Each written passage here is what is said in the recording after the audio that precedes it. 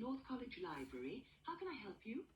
I was wondering if it was possible to join the library. Are you a student at North College? No, I'm not, but someone told me it was possible to join even if I wasn't. That's right, it is. Are you over 18? That's our minimum joining age. Yes, I am. The minimum joining age is 18. So 18 years has been written in the space. Now we shall begin. You should answer the questions as you listen, because you will not hear the recording a second time. Listen carefully and answer questions 1 to 5. Good morning, North College Library. How can I help you? I was wondering if it was possible to join the library. Are you a student at North College? No, I'm not, but someone told me it was possible to join even if I wasn't. That's right, it is. Are you over 18? That's our minimum joining age. Yes, I am. That's no problem then. Could you tell me what I have to do to join? Well, you'll need to come into the library and fill out some forms. You'll also need to bring 2 passport photos with you. We also need 2 documents for ID, so a driving license would be fine. I've got that. And what else? A credit card? No, it needs to have your address on it. Shall I bring a bank statement? Would that do? That'll be fine. Good. Does it cost anything to join? Well, it's free for students here, but otherwise it's £125 per year, or £25 if you've got a current student card from another college. I was at Westerly College until last year, but now I've got a job at Jefferson Steel Factory. It's more expensive than I thought. My local library is free. But you'll find they don't have the range of reference books or facilities which we buy for our students.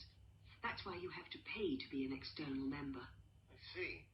How many books can I borrow? We allow 12 items borrowed at any one time if you're a student, and that includes CDs, DVDs, and videos. However, it's only 8 items for members of the public. Fine. And how long can I have them for? Well, you can have both fiction and reference books for 4 weeks, which isn't bad, really. And what happens if I return them late? Like all libraries, there's a fine system in place. The minimum fine is £1.50, but it can be much higher for some items, up to £5 per week. We'll give you a booklet with all the details when you join. You can always renew items, if they're not required by anyone else, by telephoning or logging onto our website. Before you hear the rest of the telephone call, you have some time to look at questions 6 to 10.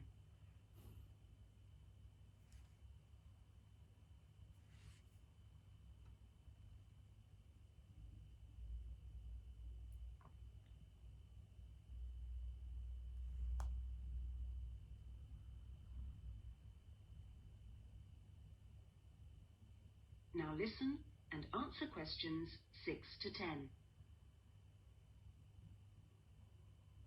What about the computers? Can I use them free of charge? For college students it's free, but for external members like yourself, the first hour is free, and then we make a nominal charge of £1 per hour thereafter. Do I have to book in advance for them? Oh yes, it's advisable. Most people tend to book 24 hours in advance, although sometimes you can get one with only 6 hours notice. However, the earliest you can book a computer is 48 hours before you need it, and you can only book 1 hour at a time.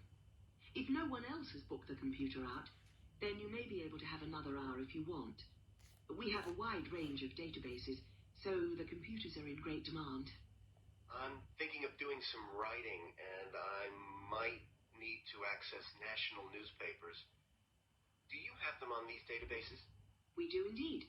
We've got all the big nationals, The Guardian and The Observer, The Independent, and The Times and Sunday Times. We've also got all the local papers and a wide selection of magazines. Excellent. I assume you have photocopying facilities? Of course.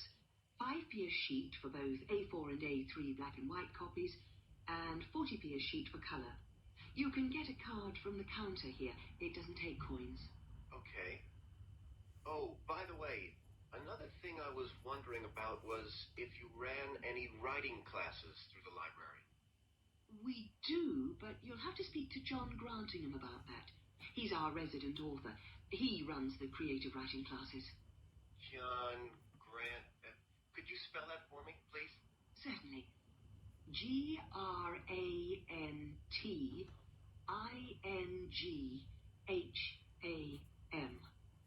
Are the classes here at the library? Yes, he's here on Thursday evenings. Oh, no, sorry, Friday. He's just changed it. You can contact him by emailing the library. Okay. Right. Well, that's about all I need to know. Thank you. I'll be along later this week to join. Thanks. Bye. That is the end of section 1. You now have half a minute to check your answers.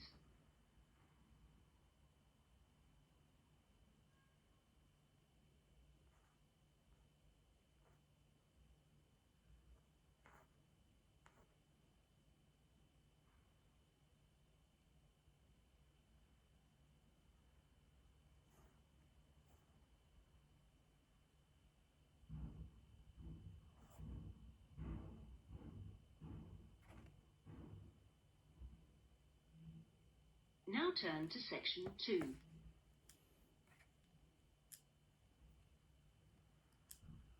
节目开始前，为您播报新型冠状病毒肺炎疫情最新情况。截至30日24时，全国累计确诊9600。Section 2.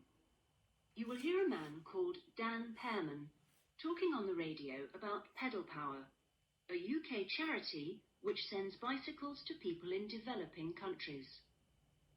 First, you have some time to look at questions 11 to 15.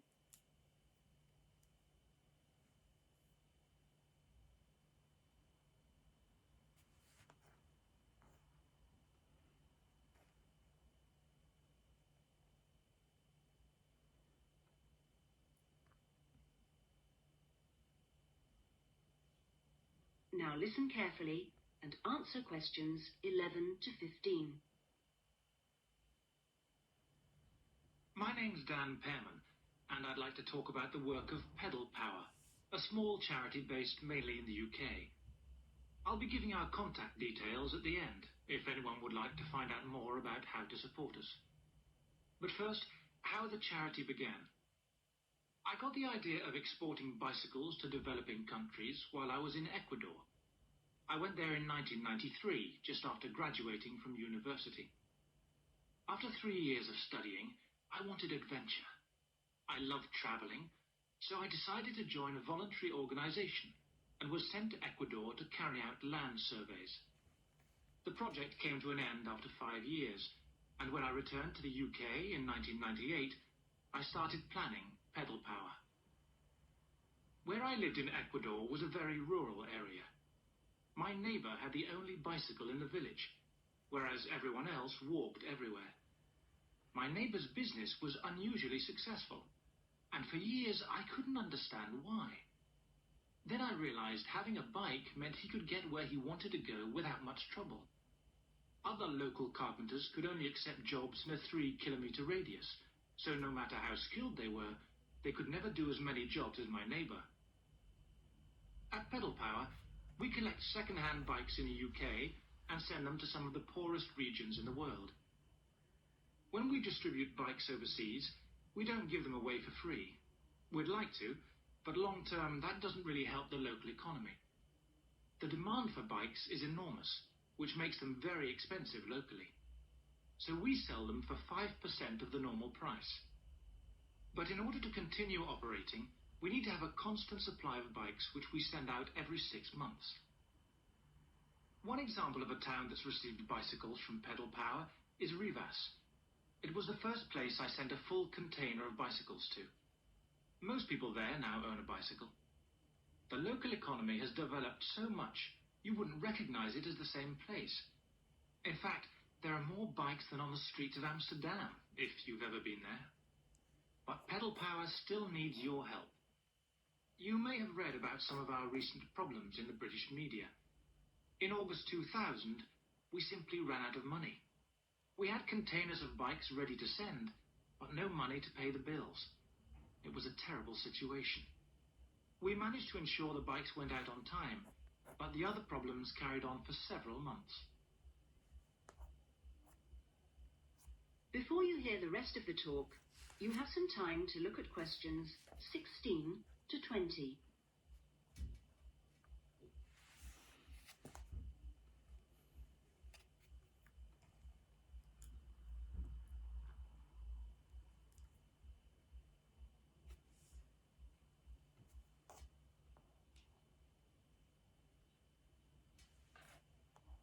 Now listen and answer questions 16 to 20. Fortunately, in October 2001, we won an Enterprise Award, which helped us enormously. We invested 15 of the £75,000 prize money to help secure our future. Winning the award helped raise our profile, and the money enabled us to pay all our shipping costs, which represent our greatest expense. Pedal Power changes lives. When someone gets a bicycle from us, they see a 14% increase in their income. We're currently looking to invest in computers so that our office staff can do an even better job. Because of our work, people in a number of countries now have a better standard of living. So far, we've provided 46,000 people with bikes. But we'd like to send more, at least 50,000 by the end of the year. Now, there are many ways in which you can support the work of Pedal Power, not just by taking a bike to a collection in your area. I should also like to say, if you do have a bike to donate, it doesn't matter what condition it's in. If we can't repair it, we'll strip it down for spare parts. Of course, to do that, we always need tools, which are expensive to buy, so we welcome any that you can give. Also, you could help by contacting the voluntary staff at our offices. They'll be able to suggest activities you could organize to bring in funds for us. People do all kinds of things, including, of course, sponsored bike rides. Also, we're always interested to hear of other places that would benefit from receiving a consignment of bikes, and welcome suggestions from people who've been to developing regions on their travels. We hope that by talking on radio programs like this, we will be able to raise public awareness, which will lead to government organizations also giving us regular financial support, something that we really need. If you'd like some more information about where to donate an old bicycle or offer help in other ways, please contact us.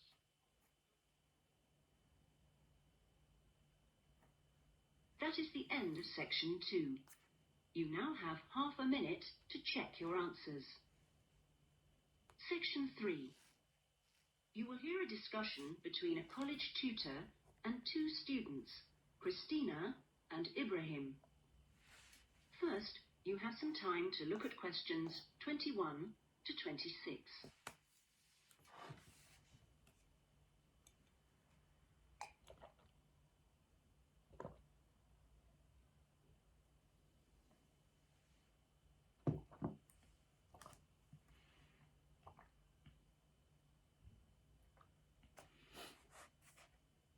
Now listen carefully and answer questions 21 to 26.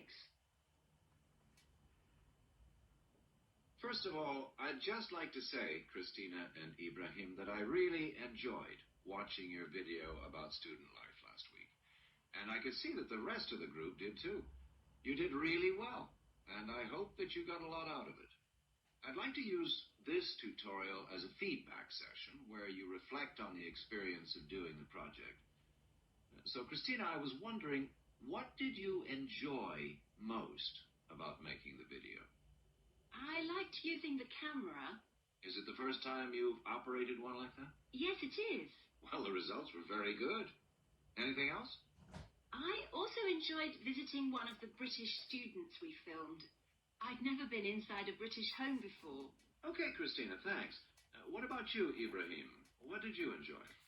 Well, for me, it was a very good chance to get to know students who are on other courses, because everyone in our group is studying English, and we don't usually have much to do with the rest of the college. Yes, good. Do you think you'll maintain the contact now? Well, I hope so. I've invited 3 of them to have dinner with me next week. Great.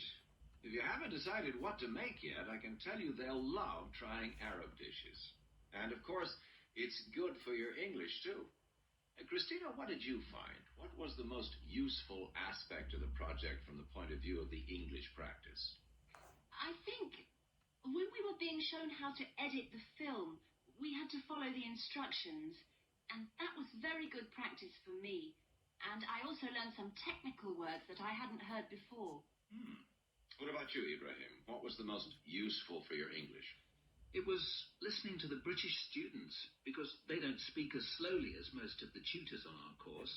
I think they speak at natural speed, so it forces me to get used to it. And they use a lot of slang. So you learned some new words which will be useful? Yes. Good. I'm glad it helped. Well, we've talked a little bit about enjoyment and about language practice. Were there any other benefits? What else did you feel you'd learned from the project? Was it useful in other ways? Yes. Well, firstly, I learned how to use a video camera. And also, I think I really learned a lot about working together with other people. I've never done anything with a group before, and we had to find ways of cooperating and compromising, and sometimes persuading people when they don't agree with you. Yes, that is a very useful experience, I know. Before you hear the rest of the discussion, you have some time to look at questions 27 to 30.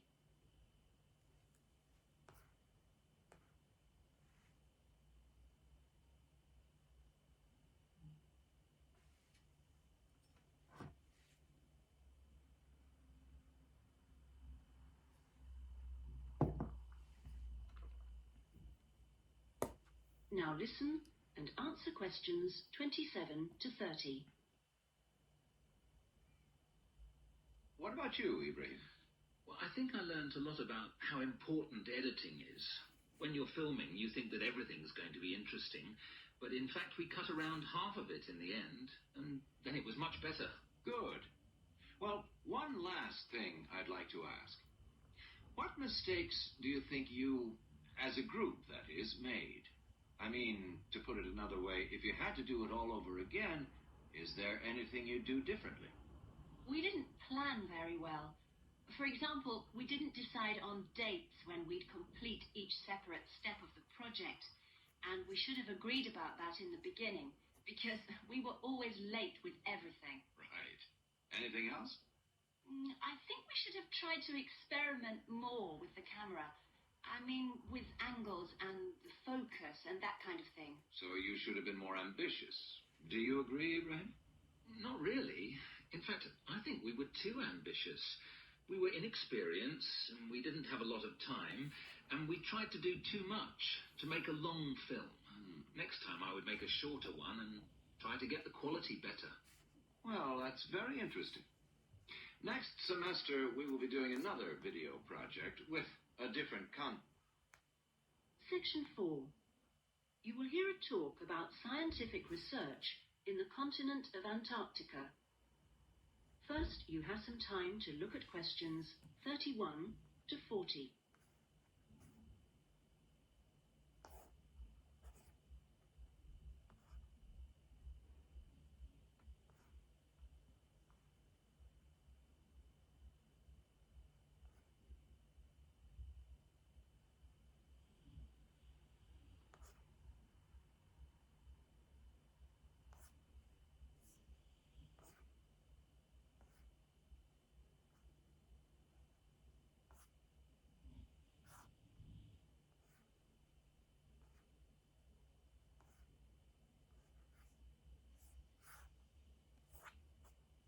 Now listen carefully and answer questions 31 to 40. Tonight I'm going to talk to you about that remarkable continent, Antarctica. Remote, hostile, and at present uninhabited on a permanent basis. For early explorers, it was the ultimate survival contest. For researchers like me, it remains a place of great intellectual challenge, while for the modern tourist, it's simply a wilderness of great beauty. First, some facts and figures. Antarctica is a place of extremes. The highest, coldest, and windiest continent, and over 58 times the size of the UK. The ice cap contains almost 70% of the world's fresh water and 90% of its ice. But with very low snowfall, most of the continent technically falls unbelievably into the category of desert. Huge icebergs break off the continent each year, while in winter, half the surrounding ocean freezes over, which means its size almost doubles. Research and exploration has been going on in Antarctica for more than 200 years and has involved scientists from many different countries who work together on research stations. Here, science and technical support have been integrated in a very cost-effective way. Our Antarctic research program has several summers-only stations and 2 all-year-round ones. I was based on one of the all-year-round ones. The research stations are really self-contained communities of about 20 people. There's living and working space, a kitchen with a huge food store, a small hospital, and a well-equipped gym to ensure everyone keeps fit in their spare time. The station generates its own electricity and communicates with the outside world using a satellite link.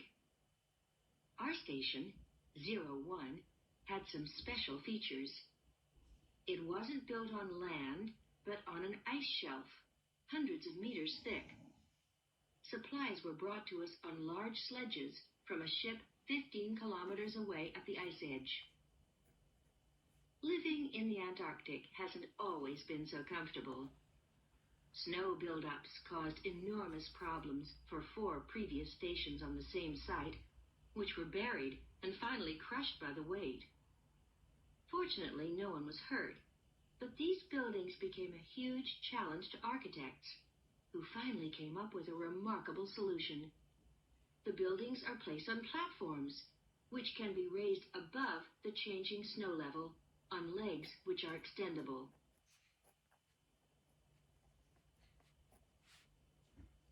Food is one of the most important aspects of survival in a polar climate. People living there need to obtain a lot more energy from their food, both to keep warm and to undertake heavy physical work. Maybe you know that an adult in the UK will probably need about 1,700 kilocalories a day on average. Someone in Antarctica will need about 3,500, just over double. This energy is provided by foods which are high in carbohydrate and fat. Rations for field work present an additional problem. They need to provide maximum energy, but they must also be compact and light for easy transport. Special boxes are prepared, each containing enough food for one person for 20 days. You may be familiar with coffee processed by freeze-drying, which preserves the quality of the food product while making a large saving in weight. Well, this type of presentation is ideal in our situation. It wasn't available to earlier polar explorers whose diet was commonly insufficient for their health. I think that being at the cutting edge of science has a special appeal for everyone working in Antarctica, in whatever capacity. As a marine biologist, my own research was fascinating, but it's perhaps climate change research that is the most crucial field of study. Within this general field, surveying changes in the volume and stability of the ice cap is vital, since these may have profound effects on world sea levels and on ocean currents. A second important area is monitoring the size of the hole in the ozone layer above Antarctica, since this is an indicator of global ultraviolet radiation levels. Thirdly, bubbles in the ice sheet itself provide an index of pollution, because frozen inside them are samples of previous atmospheres over the past 500,000 years. And these provide us with evidence for the effects of such human activities as agriculture and industry.